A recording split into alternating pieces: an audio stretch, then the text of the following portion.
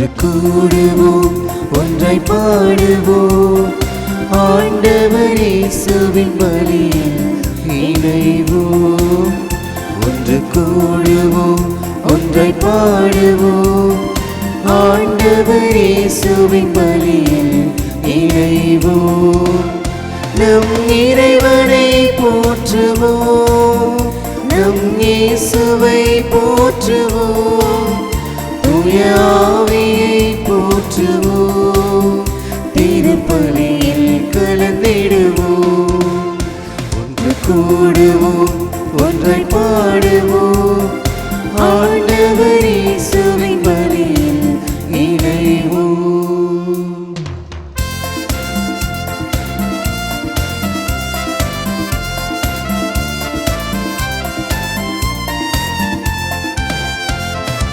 இரக்கத்தை பொழிந்து பாவத்தை போக்கும் மன்னிப்பு வழிபாடு,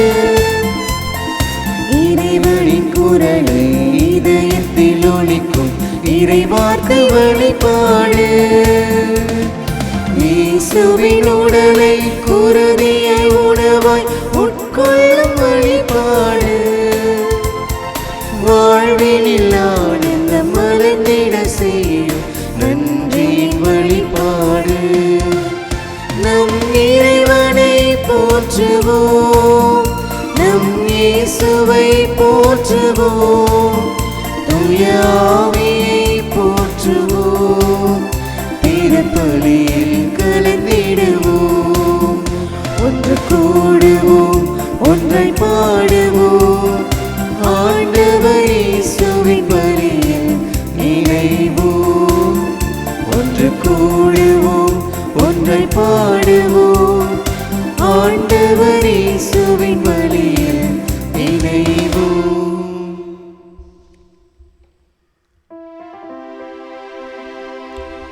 தந்தை மகன் தூயாவியாரின் பெயராலே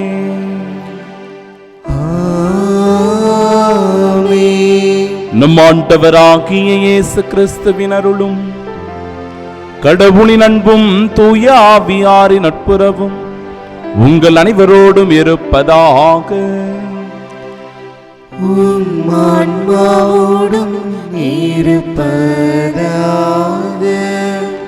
ஆண்டின் பொதுக்காலம் 3ஆம் ஞாயிறினை நம் தாயாம் திரு அவை என்று சிறப்பித்து கொண்டாட நமக்கு அழைப்பு விடுக்கிறது. இன்றைய இறைவார்த்தைகள் கடவுளின் வார்த்தையின் மீது நமக்குள்ள பேரார்வத்தை வெளிப்படுத்தி காட்டுகிறது.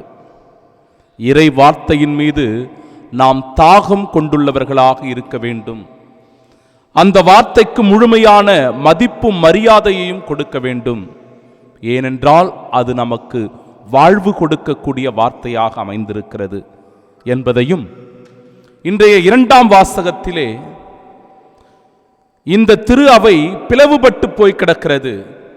ஆனாலும் பிளவுபட்டு போயிருந்தாலும் திருச்சபை என்பது ஒன்றுதான், திருமுழுக்கு என்பது ஒன்றுதான், கிறிஸ்து என்பவர் ஒருவரே என்பதை வெளிப்படுத்தி காட்டுகிற இந்த இறை வார்த்தைகளை தியானிக்கவும் சிந்திக்கவும் நமக்கு அழைப்பு கொடுக்கிறது.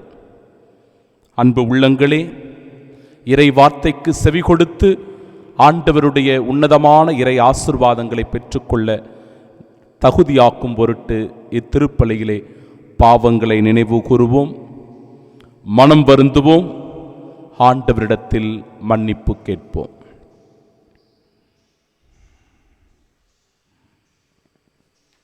எல்லாம் வல்ல இறைவனிடமும் சகோதர சகோதரிகளே, உங்களிடமும் நான் பாவி என்று ஏற்றுக்கொள்கின்றேன். ஏனெனில் என் சிந்தனையாலும் சொல்லாலும் செயலாலும் கடமையில் தவறியதாலும் பாவங்கள் பல செய்தேன். என் பாவமே, என் பாவமே, என் பெரும் பாவமே.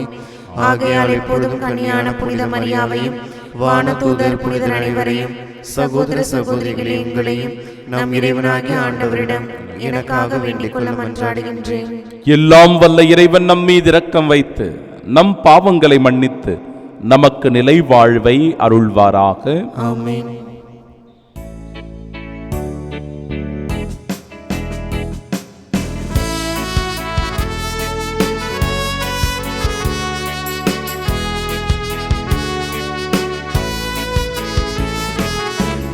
ஆண்டவரே என் இறைவா என் மேல் இரக்கமாயிரும்.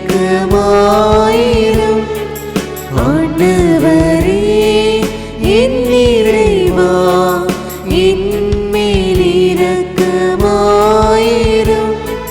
கிறிஸ்துவே என் மீட்பரே என் மேல் இரக்கமாயிரும்.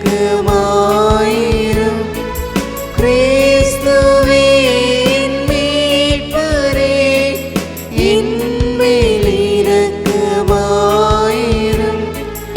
ஆண்டவரே ஆவியே என் மேல் இரக்கமாயிரும். ஆண்டவரே ஆவியே என் மேல் இரக்கமாயிரும்.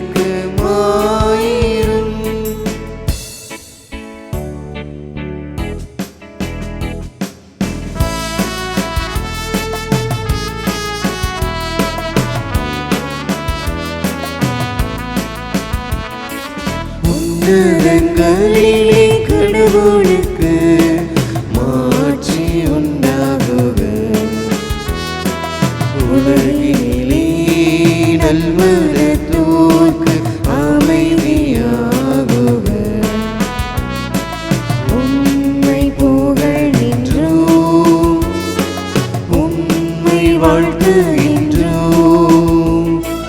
உம்மை ஆராதிக்கின்றோம், உம்மை மாட்சிப்படுத்துகின்றோம். உமது மேலான மாட்சியின் பொருட்டு உமக்கு நன்றி கூறுகின்றோம். ஆண்டவராகிய இறைவா வானுலக அரசரே எல்லாம் வல்ல தந்தையாகிய இறைவா, ஒரே மகனாய் உதித்த ஆண்டவரே இயேசு கிறிஸ்துவே, ஆண்டவராகிய இறைவா, இறைவனின் செம்மறியே, தந்தையின் திருமகனே, உலகின் பாவங்களை போக்குபவரே, எங்கள் மேல் இரக்கமாயிரும். உலகின் பாவங்களை போக்குபவரே,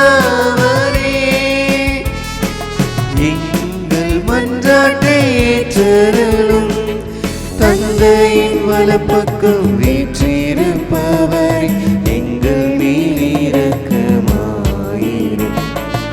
ஏனெனில் இயேசு கிறிஸ்துவே நீரொருவரே தூயவர், நீரொருவரே ஆண்டவர், நீரொருவரே உன்னத தூய ஆவியாரோடு தந்தையாகிய இறைவனின் மாட்சியில் இருப்பவர் நீரே.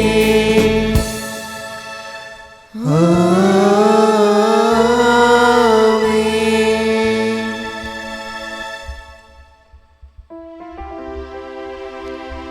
மன்றாடுவோமாக. என்றென்றும் உள்ள எல்லாம் வல்ல இறைவா,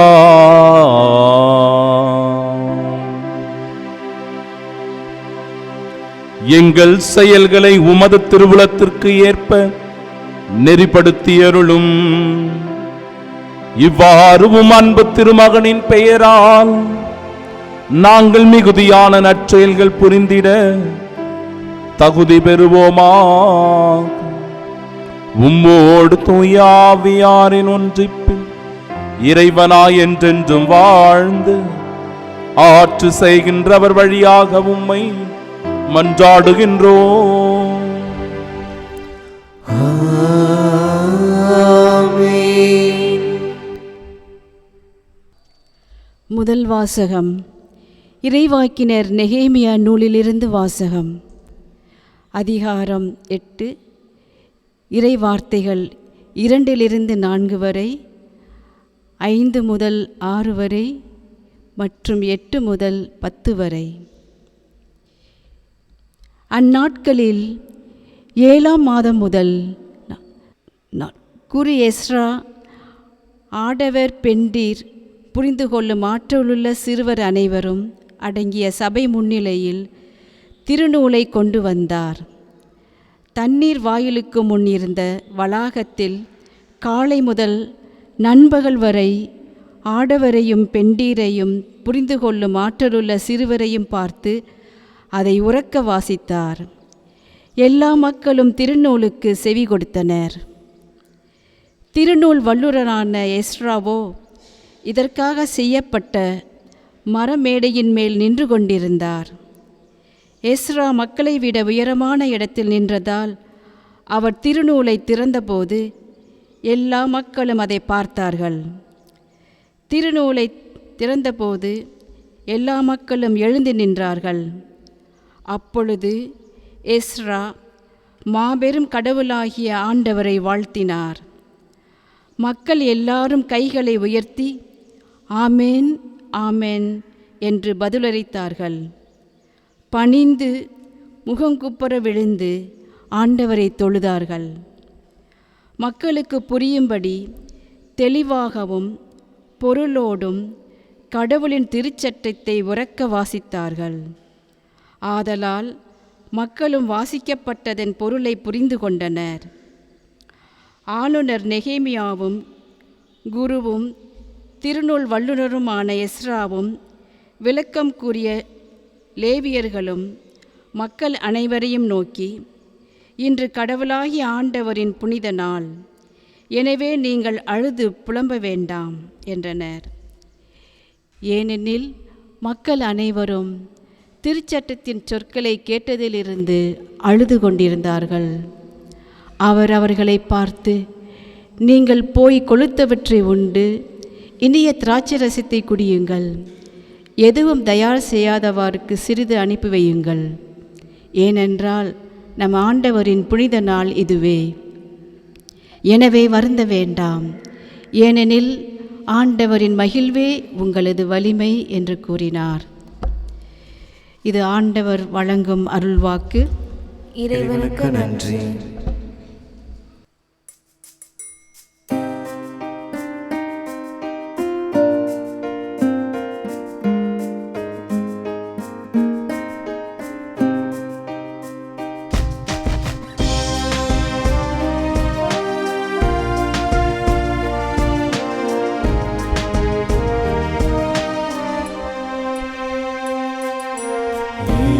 இயேசுவே உந்தன் வார்த்தையால் வாழ்வு வளம் பெறுமே.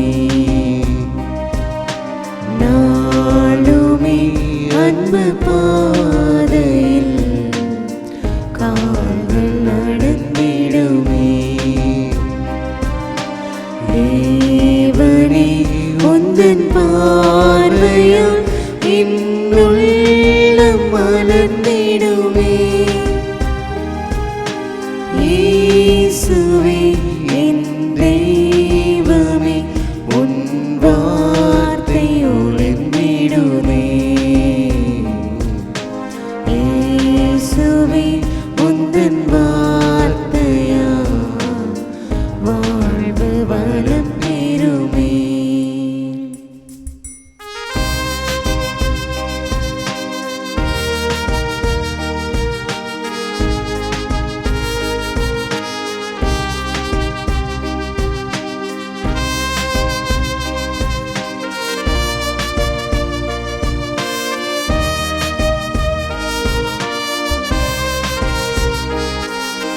நன்மையில் இனி நிலை பெறும் என் சொல்லும் செயல்களுமே.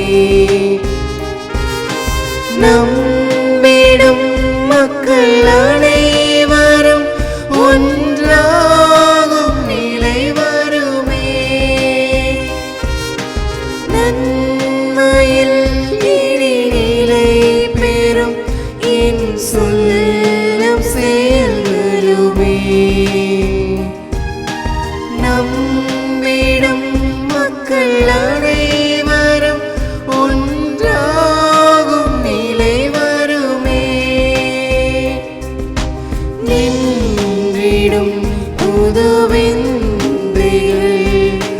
உன்னை புகழ்ந்திடுமே. இயேசுவே என் தெய்வமே, உன் வார்த்தை ஒளிர்ந்திடுமே. இயேசுவே உந்தன் வார்த்தையால் வாழ்வு வளம் பெறுமே. நாளுமே அன்பு பாதையில் கால்கள் நடந்திடுமே. தேவனே உந்தன் பார்வையால் என் உள்ளம் மலர்ந்திடுமே. இயேசுவே என் தெய்வமே, உன் வார்த்தை ஒளிர்ந்திடுதே. இயேசுவே உந்தன் வார்த்தையால் வாழ்வு வளம் பெறுமே. நாளுமே அன்பு பாதையில் கால்கள் நடந்திடுமே. இரண்டாம் வாசகம். நீங்கள் கிறிஸ்துவின் உடல், ஒவ்வொருவரும் அதன் தனித்தனி உறுப்புகள். திருத்தூதர் பவுல் கொரிந்தியருக்கு எழுதிய முதல் திருமுகத்திலிருந்து வாசகம். அதிகாரம் 12, இறை வார்த்தைகள் 12 முதல் 30 முடிய. சகோதர சகோதரிகளே, உடல் ஒன்றே, உறுப்புகள் பல. உடலின் உறுப்புகள் பலவாயினும் உடல் ஒன்றாயிருப்பது போல கிறிஸ்துவும் இருக்கிறார். ஏனெனில் யூதரானாலும் கிரேக்கரானாலும் அடிமைகள் ஆனாலும் உரிமை குடிமக்கள் ஆனாலும் நாம் எல்லாரும் ஒரே தூய ஆவியால் ஒரே உடலாய் இருக்கும்படி திருமுழுக்கு பெற்றோம். அந்த ஒரே ஆவியையே பானமாகவும் பெற்றோம். உடல் ஒரே உறுப்பால் ஆனது அல்ல, பல உறுப்புகளால் ஆனது. நான் கையல்ல, ஆகவே இவ்வுடலை சேர்ந்தவன் அல்ல என கால் சொல்லுமானால் அது அவ்வுடலை சேர்ந்ததில்லை என்றாகிவிடுமா? நான் கண் அல்ல, ஆகவே இவ்வுடலை சேர்ந்தவன் அல்ல என காது சொல்லுமானால் அது அவ்வுடலை சேர்ந்ததில்லை என்றாகிவிடுமா? முழு உடலும் கண்ணாயிருந்தால் கேட்பது எப்படி? முழு உடலும் காதாயிருந்தால் முகர்வது எப்படி? உண்மையில் கடவுள் ஒவ்வொரு உறுப்பையும் தாம் விரும்பியவாறே உடலில் அமைத்தார். அவை யாவும் ஒரே உறுப்பாய் இருந்தால் உடல் என ஒன்று இருக்குமா? எனவேதான் பல உறுப்புகளை உடையதாயிருந்தாலும் உடல் ஒன்றே. கண் கையை பார்த்து நீ எனக்கு தேவையில்லை என்றோ, தலை கால்களை பார்த்து நீங்கள் எனக்கு தேவையில்லை என்றோ சொல்ல முடியாது. மாறாக உடலில் மிக வலுவுற்றவனாய் தோன்றும் உறுப்புகளே மிகவும் தேவையானவையாய் இருக்கின்றன. உடலின் மதிப்பு குறைவான உறுப்புகள் என நமக்கு தோன்றியவற்றிற்கே நாம் மிகுந்த மதிப்பு கொடுக்கிறோம். நம் மறைவான உறுப்புகளே மிகுந்த மதிப்பு பெறுகின்றன. மறைந்திராத நம் உறுப்புகளுக்கு அது தேவையில்லை. மாறாக மதிப்பு குறைந்த உறுப்புகளுக்கு மிகுந்த மதிப்பு கொடுத்தே கடவுள் உடலை ஒன்றித்து உருவாக்கினார். உடலில் பிளவு ஏற்படாமல் ஒவ்வொரு உறுப்பும் மற்ற உறுப்புகளின் மீது ஒரேவித கவலை கொள்ள வேண்டும் என்றே இப்படி செய்தார். ஓர் உறுப்பு துன்புற்றால் அதனுடன் மற்ற எல்லா உறுப்புகளும் சேர்ந்து துன்புறும். ஓர் உறுப்பு பெருமை பெற்றால் அதனுடன் மற்ற எல்லா உறுப்புகளும் சேர்ந்து மகிழ்ச்சியுறும். நீங்கள் கிறிஸ்துவின் உடல், ஒவ்வொருவரும் அதன் தனித்தனி உறுப்புகள். அவ்வாறே திருச்சபையிலும் கடவுள் முதலாவது திருத்தூதர்களையும், இரண்டாவது இறைவாக்கினர்களையும், மூன்றாவது போதகர்களையும், பின்னர் வல்ல செயல் செய்வோர்களையும், அதன் பின் பிணித்தீர்க்கும் அருள்கொடை பெற்றவர்கள், துணை நிற்பவர்கள், தலைமை ஏற்று நடத்துபவர்கள், பல்வகை பரவச பேச்சு பேசுகிறவர்கள் ஆகியோரையும் ஏற்படுத்தினார். எல்லாருமே திருத்தூதர்களா? எல்லாருமே இறைவாக்கினர்களா? எல்லாருமே போதகர்களா? எல்லாருமே வல்ல செயல் செய்பவர்களா? இல்லை. எல்லாருமே பிணி தீர்க்கும் அருட்கொடையை பெற்றவர்களா? எல்லாருமே பரவச பேச்சு பேசுகிறவர்களா? எல்லாருமே விளக்கம் அளிப்பவர்களா? இல்லையே. ஆண்டவரின் அருள்வாக்கு. இறைவனுக்கு நன்றி.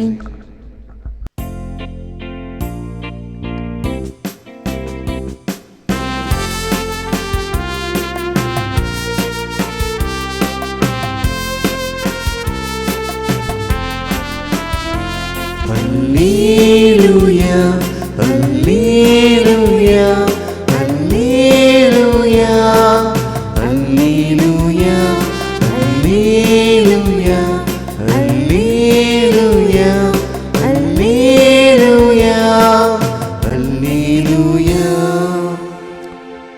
ஏழைகளுக்கு நற்செய்தி அறிவிக்கவும்,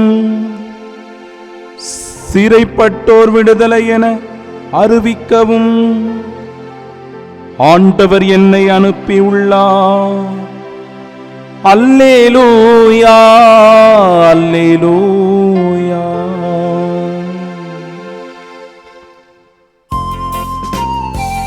Alleluia, Alleluia, Alleluia, Alleluia.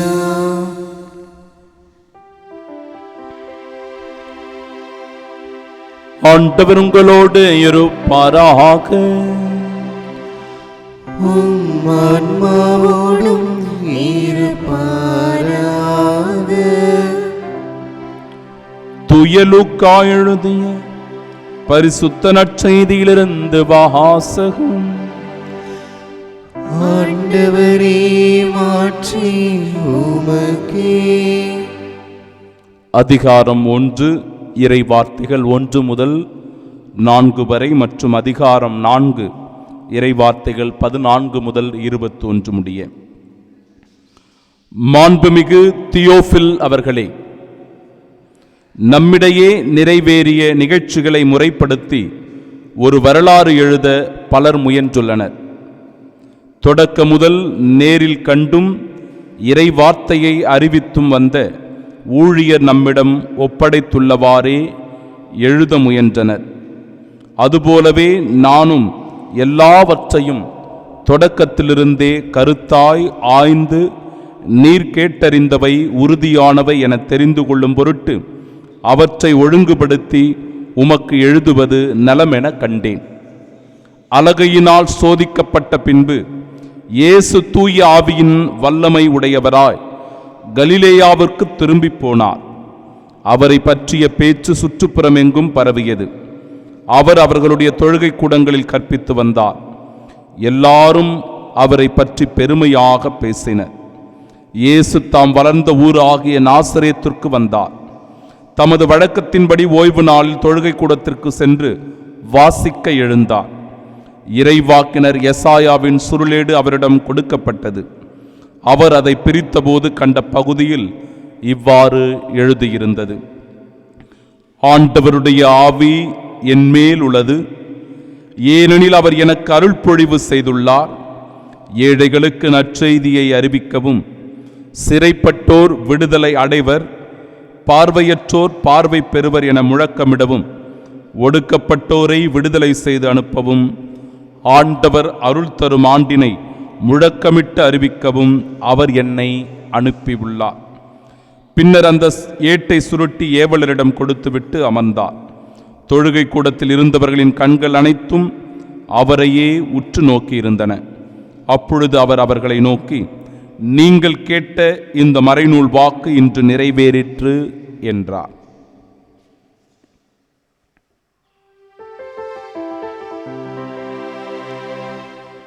ஆண்டவரின் அருள்வாக்கு. கிறிஸ்துவே, உமக்கு புகழ். ஆண்டவருக்கு புதியதொரு பாடல் பாடுங்கள். உலகம் அனைத்துமே ஆண்டவரை போற்றி பாடுங்கள்.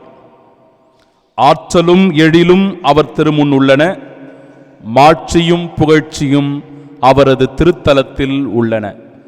நம் ஆண்டவர் இயேசு கிறிஸ்துவின் அன்பும் அருளும் அமைதியும் உங்கள் அனைவரோடும் இருப்பதாக. எஸ்ரா என்கிற குரு கடவுளின் திருச்சட்டத்தை உரக்க வாசித்தார். மக்கள் எல்லோரும் அதை சரியாக புரிந்து கொண்டார்கள்.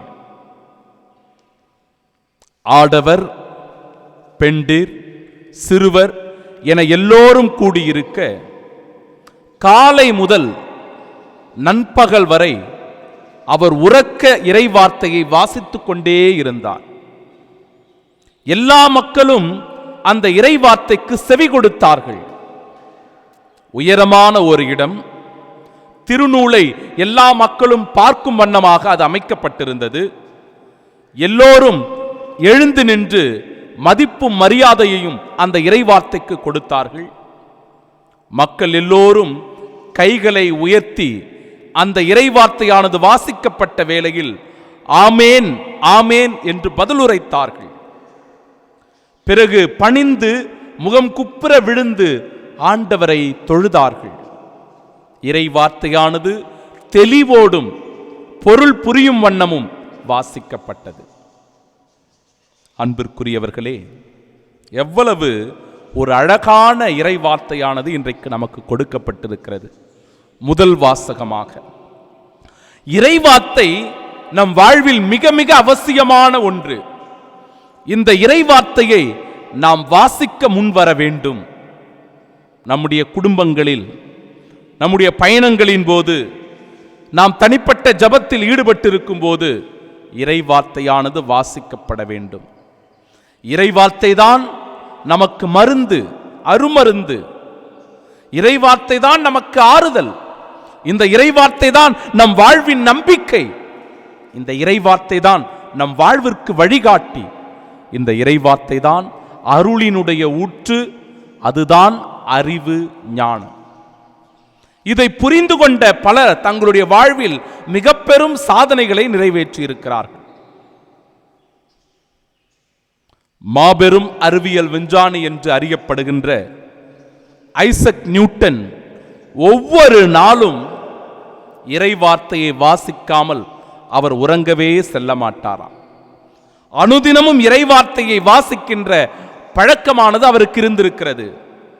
அந்த இறைவார்த்தையை வாசிப்பதின் வழியாகத்தான், இறையியலை சரியாக புரிந்து கொள்வதின் வழியாகத்தான் அவரால் இந்த வாழ்விலே சில கண்டுபிடிப்புகளையே கண்டுபிடிக்க முடிந்ததாம்.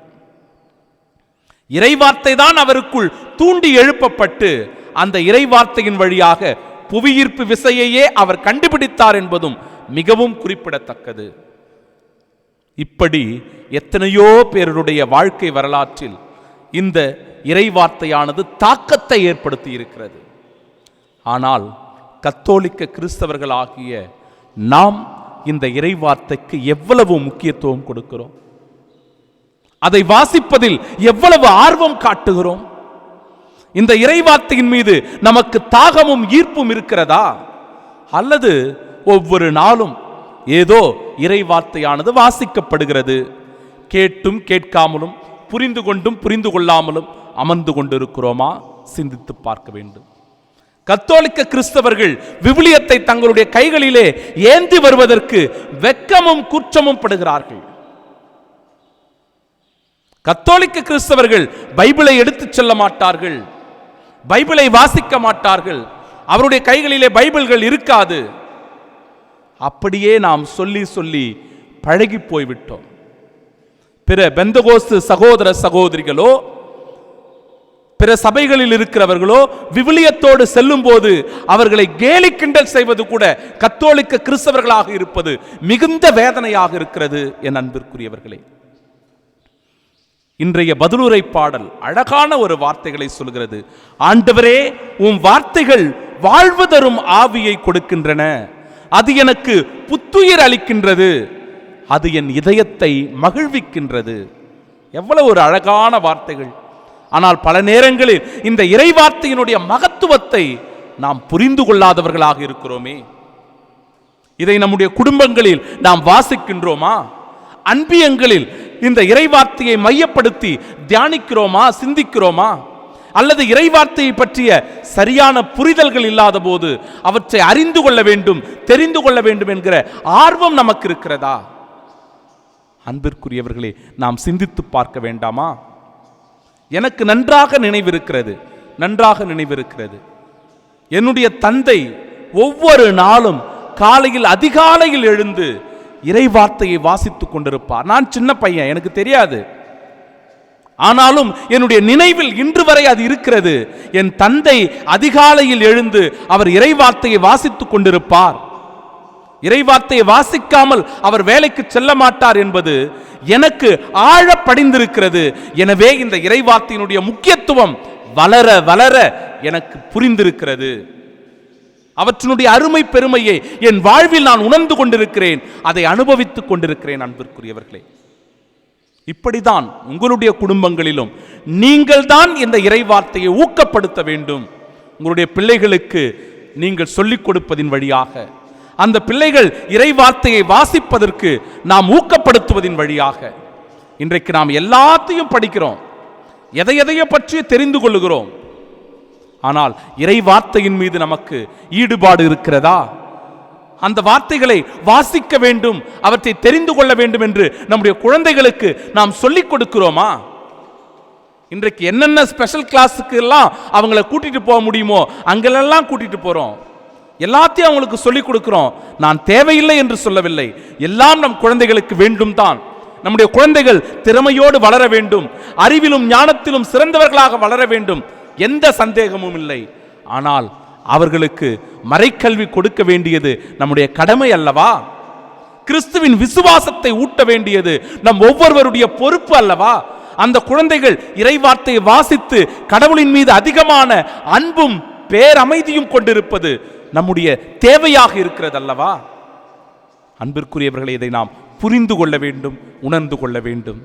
ஏனென்றால் இந்த இறைவார்த்தை ஒவ்வொருவருடைய வாழ்விலும் அருமருந்தாக இருக்கிறது. அதுதான் ஞானம். அதுதான் நான் முதல்ல சொன்னேன். இந்த அறிவியல் விஞ்ஞானிகளை எல்லாம் நீங்கள் கேட்டு பார்த்தீர்கள் என்றால் அடிப்படையில் அவர்கள் மிகுந்த விசுவாசம் கொண்டவர்களாக இருக்கிறார்கள், நம்பிக்கை கொண்ட மனிதர்களாக இருக்கிறார்கள். அவர்களுக்கு எது பல புதிய கண்டுபிடிப்புகளை கண்டுபிடிக்க தூண்டி எழுப்பியது என்றால் அது இறை வார்த்தையாகத்தான் இருக்கும். நீங்கள் சென்று பார்க்கலாம், ஏறக்குறைய 80% பேர் இந்த இறை வார்த்தையின் மீது தாகம் கொண்டுள்ள விஞ்ஞானிகளாக இருந்திருக்கிறார்கள். அப்படி என்றால் நம்முடைய குழந்தைகளுக்கு அல்லது நாமே இந்த இறை வார்த்தையின் மீது எப்படி தாகம் கொண்டுள்ளவர்களாக இருக்க வேண்டும்? ஆலயத்திற்கு வரும்போது நாம் விவிலியம் கொண்டு வருகிறோமா? இறைவார்த்தையை வாசிக்கும் போது ஆர்வத்தோடு அதை நாம் உற்று நோக்குகிறோமா? அந்த இறைவார்த்தையினுடைய பொருள் தெரியவில்லை என்றால் அவற்றை அறிந்து கொள்ள முயற்சி செய்கிறோமா? நம்முடைய குழந்தைகளுக்கு சொல்லிக் கொடுக்கிறோமா? இந்த நாளிலே நாம் சிந்தித்து பார்க்க வேண்டும். இந்த இறைவார்த்தையை வாசிக்கும் போது எஸ்ரா என்கிற குரு உறக்க வாசிக்கிறார். காலை முதல் நண்பகல் வரை தளர்வுறாமல், நம்பிக்கை இழக்காமல், ஓய்வெடுக்காமல் தொடர்ந்து வாசிக்கிறார். இறை மக்களும் அதை உன்னிப்பாக கவனிக்கிறார்கள். இறைவாக்கினருடைய புத்தகங்களில் சொல்லப்பட்டிருக்கிறது, இந்த உலகத்தில் ஒரு பஞ்சம் வரும். அந்த பஞ்சம் உணவை குறித்த பஞ்சம் அல்ல, வாழ்வை குறித்த பஞ்சம் அல்ல, மாறாக இறை வார்த்தையை குறித்த பஞ்சம். அந்த பஞ்சம் வரும்போதுதான் மக்கள் எல்லோரும் தங்களுடைய வாழ்வில் நம்பிக்கை இழந்து போவார்கள். அன்பிற்குரியவர்களே, இறை வார்த்தைக்கு முக்கியத்துவம் கொடுக்கிற கத்தோலிக்க கிறிஸ்தவ விசுவாசிகளாக நாம் வாழ வேண்டும் என்பதே இன்றைய முதல் வாசகம் நமக்கு கொடுக்கிற படிப்பினை.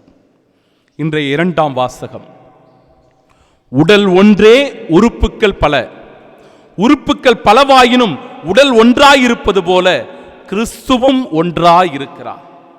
இந்த இறை வார்த்தையை வாசிக்கும் போது கொஞ்சம் நமக்கு புத்தி உரைக்கணும். இன்றைக்கு இருக்கிற பல சபைகள் அன்பிற்குரியவர்களை மிகுந்த வேதனை அளிப்பதாக இருக்கிறது. தங்களை பற்றி பெருமையாக பேசிக் கொள்கிறார்கள். எங்களுடைய சபைதான் உண்மையான சபை, இதில்தான் எங்களுக்கு அதிகமான மகத்துவம் உண்மையும் இருக்கிறது, பிற சபைகள் எல்லாம் ஒன்றும் இல்லை, அவர்கள் சிலைகளை வழிபடுகிறார்கள், அவர்கள் இறைவார்த்தைக்கு முக்கியத்துவம் கொடுக்க மாட்டிருக்கிறார்கள் என்றெல்லாம் சொல்லி ஒருவர் மற்றவரை குற்றம் சாட்டிக் கொண்டு, இல்லாதது பொல்லாதது பேசிக்கொண்டு, உயர்வு தாழ்வு பேதங்களை கற்பித்துக் கொண்டு இன்றைக்கு போட்டியும் பொறாமையும், தனதுதான் உண்மையானது மற்றதெல்லாம் போலி என்பது போன்ற பிம்பத்தை ஏற்படுத்தியும், அவர்கள் சரியில்லை, இதில் உண்மை இல்லை என்றெல்லாம் அறிவியல் ஆராய்ச்சிகளை கண்டுபிடித்துக் கொண்டிருக்கிறார்கள். சமூக வலைதளங்களில் சென்று பார்த்தீர்கள் என்றால் தெரியும், ஒரு சபை எப்படி மற்றொரு சபையை தாழ்வாக இழிவாக பேசிக் கொண்டிருக்கிறது என்று. இறைவார்த்தை நமக்கு அழகாகவே கற்பித்துக் கொடுக்கிறதே. உடல் ஒன்றே, உறுப்புக்கள் பல. பல திருச்சபைகள் இருக்கிறது, இதில் எந்த சந்தேகமும் இல்லை.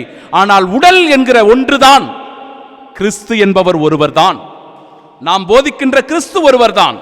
அந்த கிறிஸ்துவை தான் நாம் மையப்படுத்தி நம்முடைய வாழ்க்கையை கட்டமைத்துக் கொள்கிறோம். இந்த கிறிஸ்துவில் தான் நம்முடைய வாழ்க்கையே அடங்கி இருக்கிறது. நாம் அறிவிக்கின்ற கிறிஸ்து ஒருவரே என்கிற உணர்வு நமக்குள் ஏற்படும் போது நமக்குள் பிரிவுகளோ பேதங்களோ ஏற்ற தாழ்வுகளோ ஒருபோதும் வராது. என் அன்பிற்குரியவர்களே, நான் கை, நான் கண், நான் காது, எனவே இவ்வுடலை சார்ந்தவன் இல்லை என்று சொல்லிவிட்டால், அன்பிற்குரியவர்களே, உடல் முழுவதுமே கண்ணாயிருந்தால் கேட்பது எப்படி?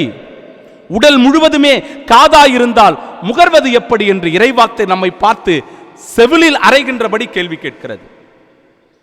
இப்ப எதுவும் தனித்தனியாக இயங்க முடியாது. நான் கை, எனவே நான் இந்த உடலை சார்ந்தவன் இல்லை என்று சொல்ல முடியாது.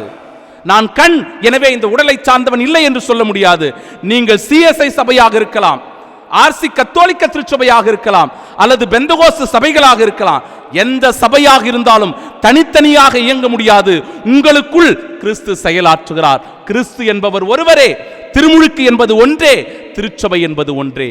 இதில் பிளவுகள் இல்லை, பேதங்கள் இல்லை, பாகுபாடுகள் இல்லை. உணர்ந்து கொள்ள வேண்டும். ஏனென்றால் ஓர் உறுப்பு துன்புற்றால் எல்லா உடலும் துன்புறுகிறது. ஓர் உறுப்பு பெருமை பெற்றால் எல்லாமே மகிழ்ச்சி அடைகிறது. இறைவார்த்தை சொல்லுகிறது, கண் கையை பார்த்து நீ எனக்கு தேவையில்லை என்று சொல்லிவிட முடியாது. தலை காலை பார்த்து நீ எனக்கு தேவையில்லை என்று சொல்லிவிட முடியாது. எல்லாமே வேண்டும். எல்லாம் ஒன்றாக சேர்ந்து இயங்கும் போதுதான் இது உடல். எல்லோரும் ஒன்றாக இயங்கும் போதுதான் நாம் விசுவசிக்கின்ற விசுவாசம் ஒன்று என்பது வெளிப்படும். நாம் நேசிக்கின்ற, அன்பு செய்கின்ற கிறிஸ்து ஒருவரே என்பதை புரிந்து கொள்ள முடியும்.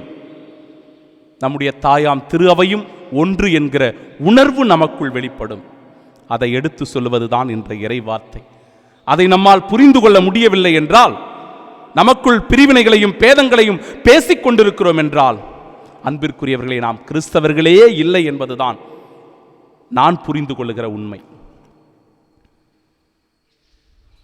இன்றைய நற்செய்தி வாசகத்தில் ஆண்டவருடைய ஆவி என்மேல் உள்ளது, ஏனெனில் அவர் எனக்கு அருள்பொழிவு செய்துள்ளார்.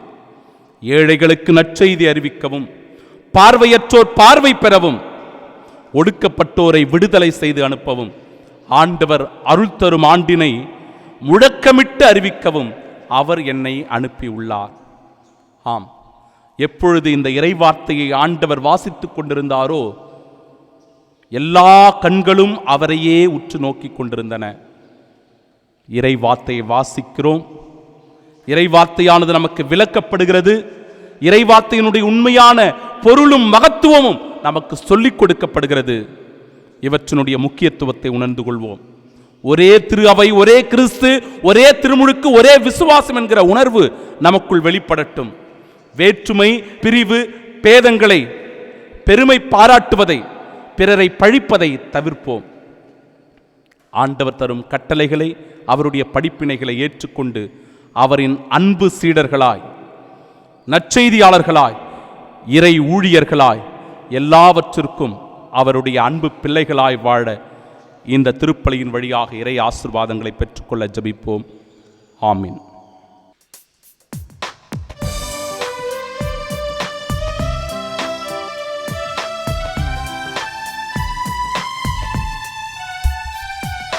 விண்ணையும் மண்ணையும் படைத்தவராம் கடவுள் ஒருவர் இருக்கின்றார். தந்தை, மகன், தூய ஆவியராய் ஒன்றாய் வாழ்வோரை நம்புகிறேன். தூய ஆவி இறைமகன் நமக்காய் மனிதரானார். கன்னி மரியிடம் பிறந்தவராம் இயேசுவை உறுதியாய் நம்புகிறேன்.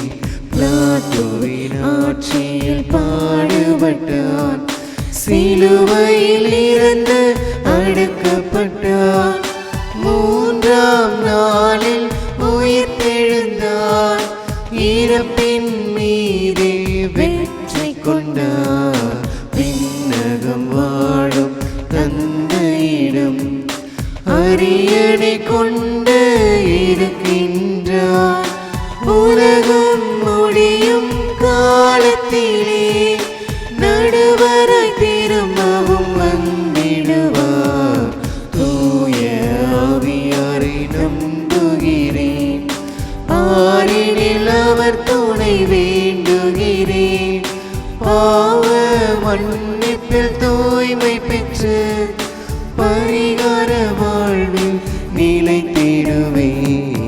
திரு அவை உரைப்பதை நம்புகிறேன், புனிதர்கள் உறவை நம்புகிறேன். உடலின் உயிர்ப்பை நிலை வாழ்வை உறுதியுடனே நம்புகிறேன்.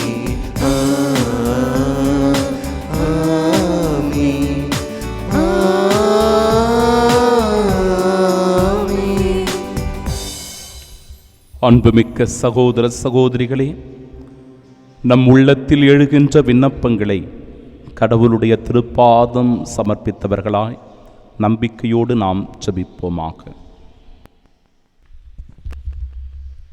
அன்பின் ஆண்டவரே, திருநூலின் விளக்கங்களை மக்களுக்கு எடுத்துரைத்து பணி செய்த அவர்களை வழிநடத்திய குரு எஸ்ராவை போன்று இன்று உம்மால் தேர்ந்து கொள்ளப்பட்டு குருத்துவ பணியை ஆற்றிடும் திரு அவையின் தலைவர்களை உமது ஆவியின் வல்லமையால் நிரப்பி அவர்கள் தங்கள் பணியை நிறைவாய் ஆற்றிடும் வரமருள ஆண்டவரே உம்மை மன்றாடுகின்றோம்.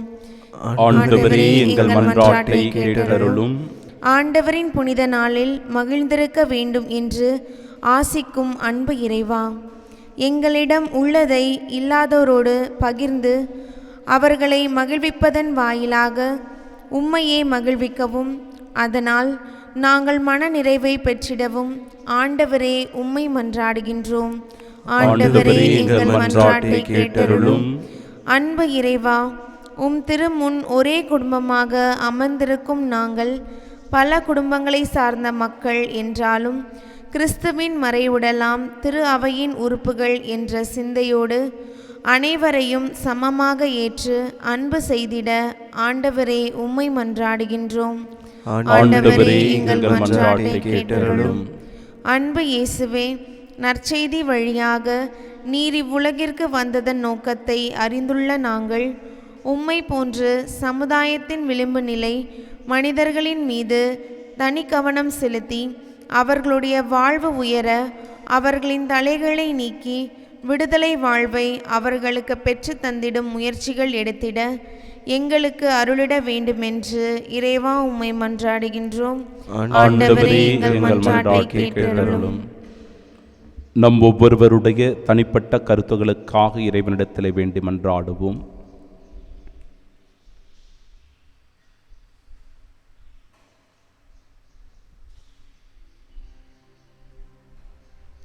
இந்த மன்றாட்டுக்களை எல்லாம் எங்கள் ஆண்டவராகிய இயேசு கிறிஸ்து வழியாக உம்மை பார்த்து வேண்டி மன்றாடி ஜெபிக்கிறோம் எங்கள் நல்ல பிதாவே. ஆமென்.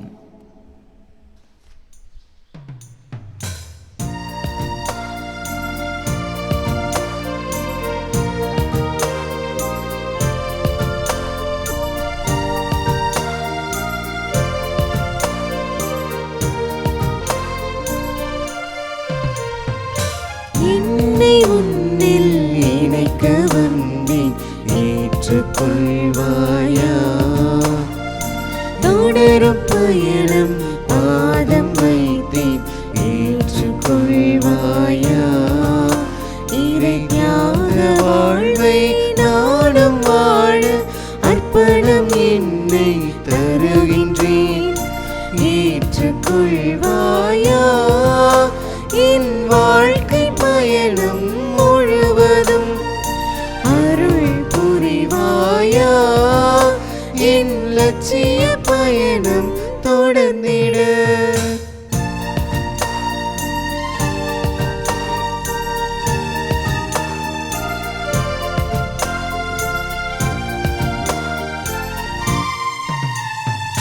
தலைவனில் வாழும்போது தனிமை என்னை வாட்டுமோ, தந்தை அன்பில் தழைக்கும் போது தடைகள் நான் அதை தீடுமோ. உலக வாழ்வில் தலைவனே உந்தன் சாயல் மறந்து வாழ்கிறேன், இறை சாயல் ஒளிர மாண்பு வெளிர உந்தன் பாதம் படைக்கின்றேன். அன்புமிக்க சகோதர சகோதரிகளே, என்னுடையதும் உங்களுடையதுமான இப்பலி எல்லாம் வல்ல இறைவனுக்கு உகந்ததாகும்படி மன்றாடுங்கள். ஆண்டவர் தமது பெயரின் புகழ்ச்சிக்காகவும் ஆட்சிக்காகவும் நமது நன்மைக்காகவும் புனித திரு அவை அனைத்து நலன்களுக்காகவும் உமது கையிலிருந்து இப்பலியை ஏற்றுக்கொள்வாராக. ஆண்டவரே, எங்கள் காணிக்கைகளை கனிவுடன் ஏற்றருள உம்மை வேண்டுகின்றோம். இவற்றை புனிதப்படுத்தி இவை எங்கள் மீட்பிற்கு பயன்பட அருள் புரிவீராக. எங்கள் ஆண்டவராகிய இயேசு கிறிஸ்து வழியாக உம்மை மன்றாடுகின்றோம். ஆமென். ஆண்டவர் உங்களோடு இருப்பாராக. உம் ஆன்மாவோடும் இருப்பாராக. இதயங்களை மேலே எழுப்புங்கள். ஆண்டவரிடம் எழுப்பியுள்ளோம். நம் இறைவனாகிய ஆண்டவருக்கு நன்றி கூறுவோம். அதே தகுதியும் நீதியும் ஆனதே. ஆண்டவரே, தூயவரான தந்தையே,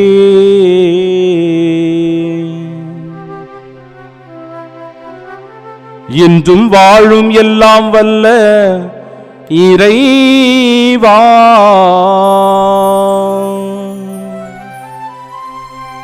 எங்கள் ஆண்டவராகிய இயேசு கிறிஸ்து வழியாக எந்நாளும் எவ்விடத்திலும் நாங்கள் உமக்கு நன்றி செலுத்துவது மெய்யாகவே தகுதியும் நீதியுமாகும். எங்கள் கடமையும் மீட்புக்குரிய செயலுமாகும்.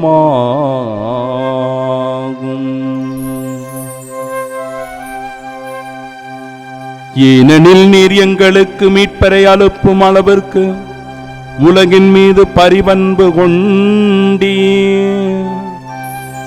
அவர் பாவம் தவிர மற்றனைத்திலும் எங்களை போன்று வாழ்க்கை நடத்த திருவுலமானார்.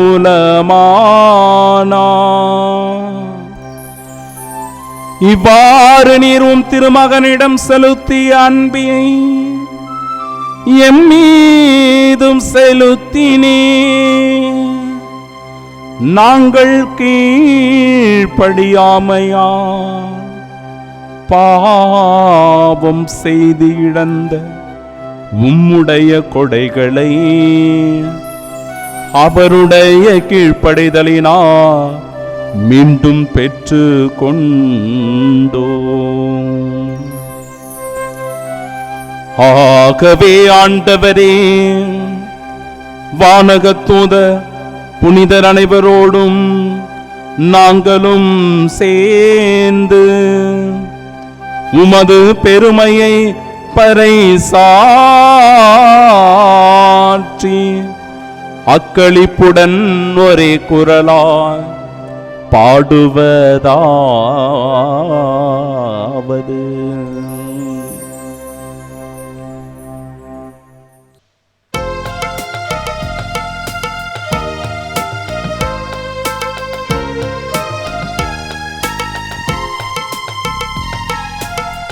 தூயவர் தூயவர் தூயவர் படைகளின் கடவுளாம் ஆண்டவர் விண்ணகமும் மண்ணகமும் உமது மாட்சியால் நிறைந்துள்ளன உன்னதங்களிலே ஓசன்னா உன்னதங்களிலே ஓசன்னா ஆண்டவர் திருப்பெயரா வருபவராசி பெற்றவரே உன்னதங்களிலே ஓசன்னா உன்னதங்களிலே ஓசன்னா. ஆண்டவரே, நீர் மெய்யாகவே தூயவர், தூய்மை அனைத்திற்கும் ஊற்று.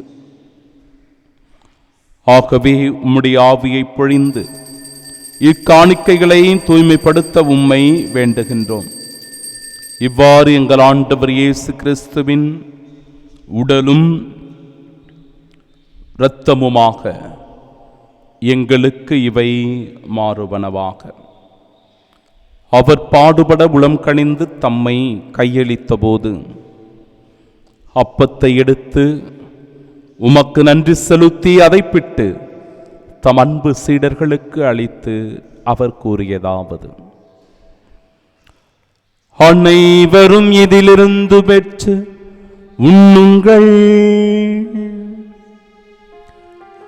ஏனெனில் இது உங்களுக்காக கையளிக்கப்படும் என் உடல்.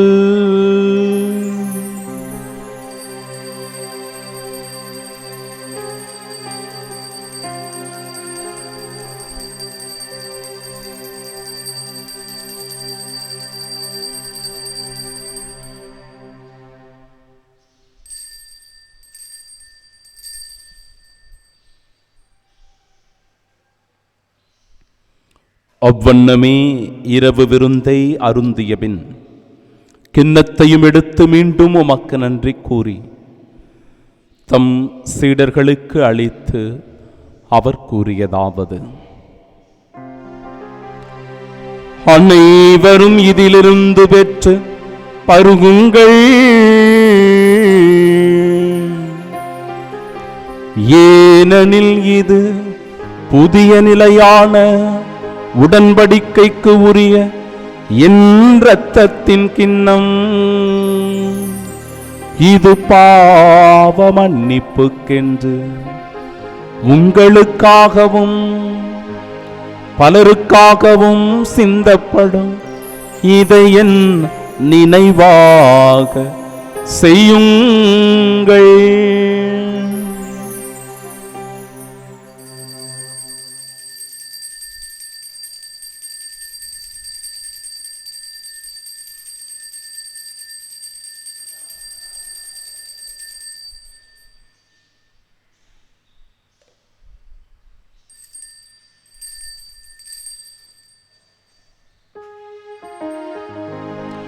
நம்பிக்கையின் மறைபொருள்.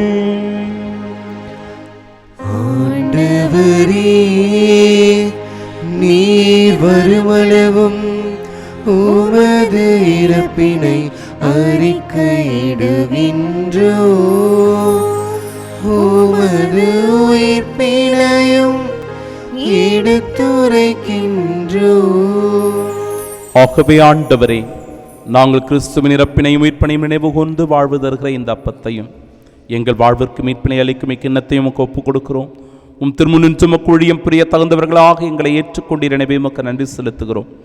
மேலும் கிறிஸ்துவின் உடலிலும் இரத்தத்திலும் பங்கு கொள்ளும் எங்களை தூய ஆவியார் உண்டு சேர்க்க வேண்டுமென உம்மை தாழ்மையுடன் மன்றாடுகிறோம். ஆண்டவரே, உலகெங்கு பரவிருக்கும் அது திரு அவை நினைவு கூர்ந்தருளும் எங்கள் திருத்தந்தை பிரான்சிஸ், எங்கள் பேராயர் ஜார்ஜ் அந்தோனி சாமி, எல்லா திருநிலையினராகிய அனைவரோடும் அது திரு அவை அன்பில் நிறைவு பெறச் செய்தருளும்.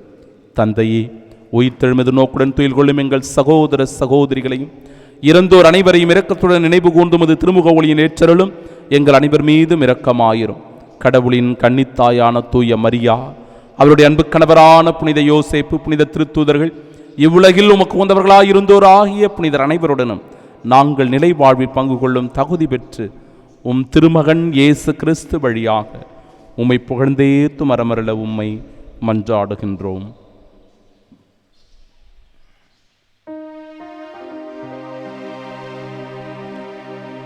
இவர் வழியாக இவரோடு இவரில்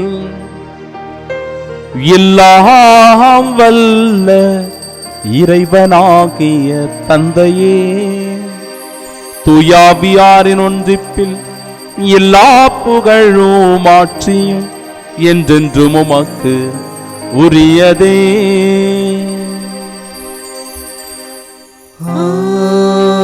ஆமென், ஆமென், ஆமென். மீட்பரின் கட்டளையால் கற்பிக்கப்பட்டு இறை படிப்பினையால் பயிற்சி பெற்ற நாம் இணைந்து பாடுவோம். விண்ணுலகில் இருக்கிற எங்கள் தந்தையே, உமது பெயர் தூயது என போற்ற பெருக, உமது ஆட்சி வருக, உமது திருவுளம் விண்ணுலகில் நிறைவேறுவது போல மண்ணுலகிலும் நிறைவேறுக.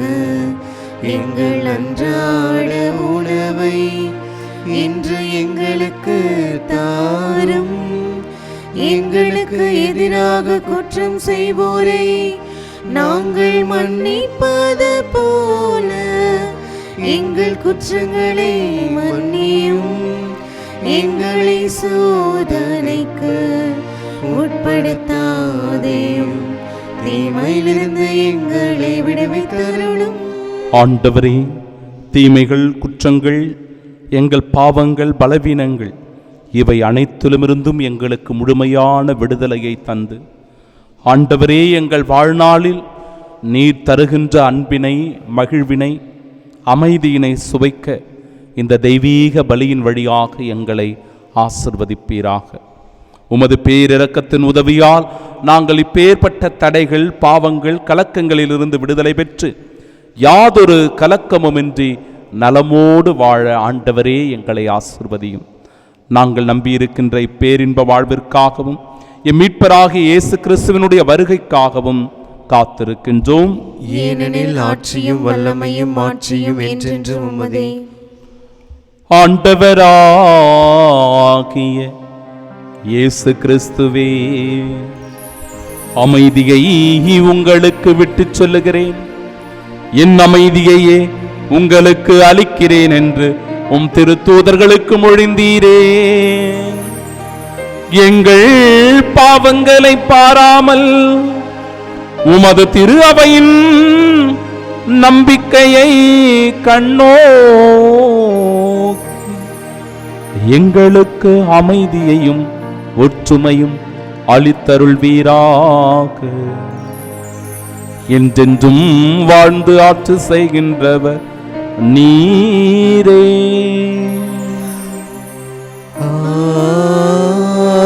ஆமென். ஆண்டவருடைய அமைதி உங்கள் அனைவரோடும் என்றும் இருப்பதாக. உம் ஆன்மாவோடும் இருப்பதாக. நம் ஆண்டவர் இயேசு கிறிஸ்து தருகிற அமைதியை ஒருவர் மற்றவரோடு மகிழ்ச்சியோடு பகிர்ந்து கொள்வோம்.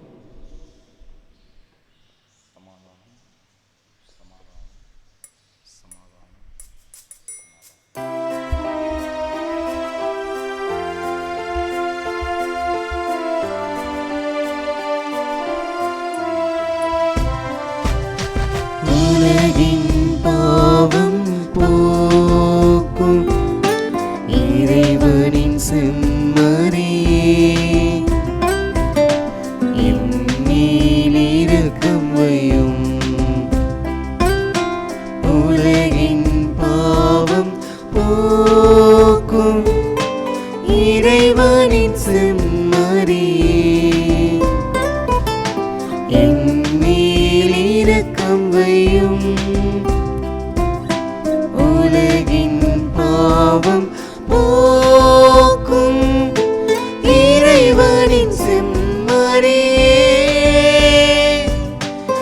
எமக்கு அமைதி அருளும். இதோ இறைவனின் செம்மறி, இதோ உலகின் பாவங்களை போக்குபவர். செம்மறியின் விருந்திற்கு அழைக்கப்பெற்ற நாம் பேறு பெற்றோர். ஆண்டவரே, நீர் என் இல்லத்தில் எழுந்திருள நான் தகுதியற்றவள். ஆனால் ஒரு வார்த்தை மட்டும் சொல்லியருளும், எனது ஆன்மா நலமடையும். கிறிஸ்துவின் திருவுடலும் இரத்தமும் நம்மை காத்து நிலை வாழ்வை நமக்கு அருள்வதாக. ஆமென்.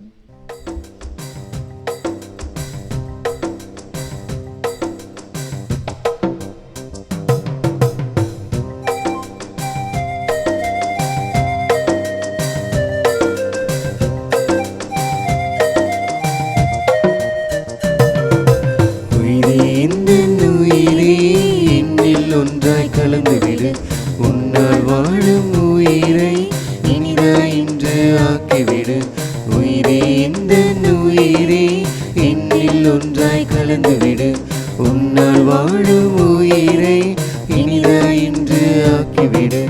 உணவாய் என்னில் நீ வரும் வேளை உலகே இனிதாய் மாறிடும் நாளை.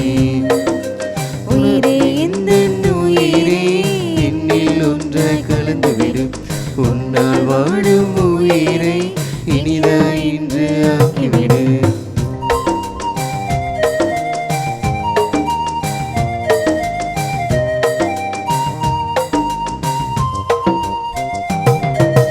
பாலைவன பயிராய் வாடி நின்ற வேளை பாய்ந்து வரும் வெள்ளமாய் நீ ஆகினாய். காய்ந்து போன நிலையில் நான் நின்ற வேளை கனி கொடுக்கும் மரமாக நீ மாற்றினாய். உயிரே உயிரே என்னில் இன்று கலந்திடவா, உறவே உறவே என்னில் இன்று மகிழ்ந்திடவா. இன்வாடிய நெஞ்சம் முந்தன் வரவால் இனிதாய் பூ பூக்கும், இன்வாடிய நெஞ்சம் முந்தன் வரவால் இனிதாய் பூ பூக்கும். உயிரே எந்த உயிரே என்னில் ஒன்றாய் கலந்துவிடு, உன்னால் வாழும் உயிரை இனிதாய் இன்று ஆக்கிவிடு. ஆசை திருவிருந்திற்கான ஜெபம். ஆண்டவரே, நீர் என் இல்லத்தில் எழுந்தருள நான் தகுதியற்றவன். ஆனால் ஒரு வார்த்தை மட்டும் சொல்லியருளும் என்று நூற்றுவ தலைவன் ஜெபித்தது போல நாங்களும் இப்போது உம் திருப்பாதம் பணிந்து வேண்டுகின்றோம். இனிய இயேசுவே, நாங்கள் தகுதியற்றவர்களாயிருந்தாலும் எங்கள் தகுதியின்மையை பாராமல் நீர் எங்கள் உள்ளங்களில் எழுந்து வாரும். உம் அன்பிலும் அருளிலும் நாங்கள் நிலைத்திருக்க எம் முன் எழுந்து வாரும். உம் பிள்ளைகளாக, உயிருள்ள உண்மை சாட்சிகளாக, உமது நற்செய்தியின்படி வாழ்பவர்களாக எங்களை உருமாற்ற வாரும். தந்தையின் திருவிழப்படி வாழ்ந்திட எங்களுக்கு துணை புரிந்திட வாரும். நன்மை செய்வதில் ஆர்வம் உள்ளவர்களாய், தீமை அனைத்திலுமிருந்தும் விடுதலை பெற்றவர்களாய் வாழவும் எங்களை வழிநடத்த வாரும். எல்லா நலன்களாலும் வளங்களாலும் எங்களை நிரப்ப வாரும். ஆமீன். அன்புள்ளம் கொண்ட அருள் தேடல் டிவி விசுவாசிகளே, உங்கள் ஒவ்வொருவரையும் இந்த நாளிலே வாழ்த்துகின்றேன். மனமார்ந்த நன்றிகளை உங்களுக்கு தெரிவித்துக் கொள்கிறேன்.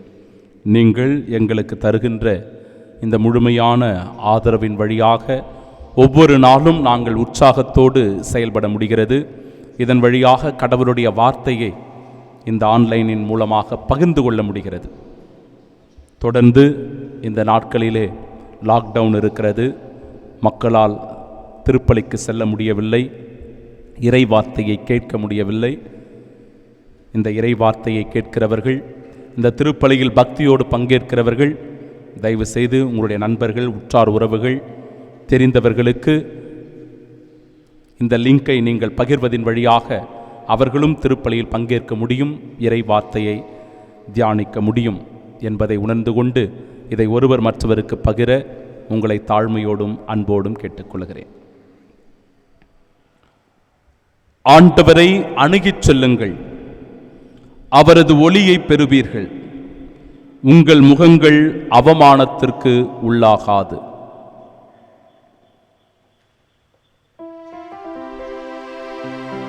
மன்றாடுவோமாக. எல்லாம் வல்ல இறைவா,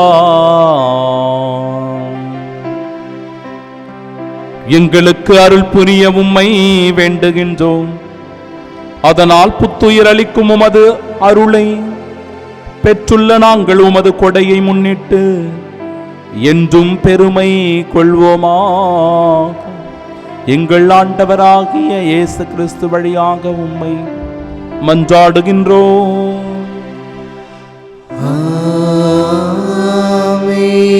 ஆண்டவர் உங்களோடு இருப்பாராக. உம் ஆன்மாவோடும் இருப்பாராக. எல்லாம் வல்ல இறைவன் தந்தை, மகன், தூயாவியா நம் அனைவரையும் ஆசீர்வதிப்பாராக.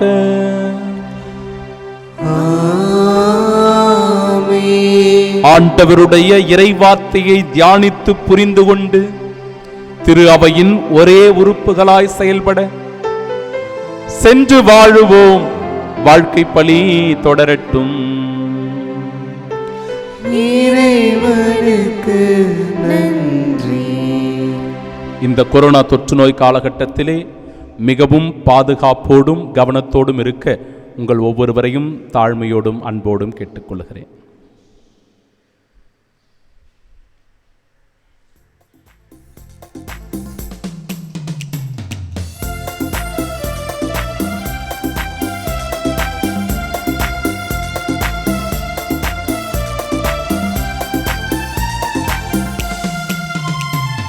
நன்றி என்ற வார்த்தைக்கு பொருள் என்னவோ இறைவா, பொங்கும் உந்தன் கருணைக்கு அளவில்லையோ தலைவா.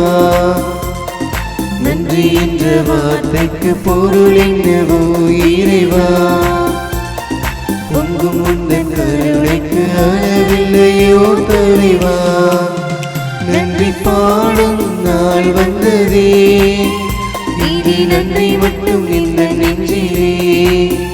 நன்றி பாடும் நாள் வந்ததே, இனி நன்றி மட்டும் இந்த நெஞ்சிலே. நன்றி என்ற வார்த்தைக்கு பொருள் என்னவோ இறைவா, பொங்கும் உந்தன் கருணைக்கு அளவில்லையோ தலைவா.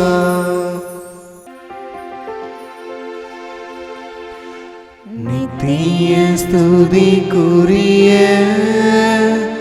பரிசுத்த நற்கருணைக்கு பக்தியாய் ஆராதனை எத்திசையும் புரிவோம். இயேசுவின் மதுரமான திருஹிருதயமே, மரியாளின் மாசற்ற இருதயமே, சகல புனிதர்களே, இரக்கத்தின் ஆண்டவரே, நற்கருணை நாதரே, எங்களோடு தங்கும் அச்சிஷ்ட சிலுவை அடையாளத்தினாலே எங்கள் சத்துருக்களமிருந்து எங்களை ரட்சித்துக் கொள்ளும் எங்கள் சர்வேஸ்வரா பிதா சுதன் பரிசுத்த ஆவியின் பேராலே ஆமென்.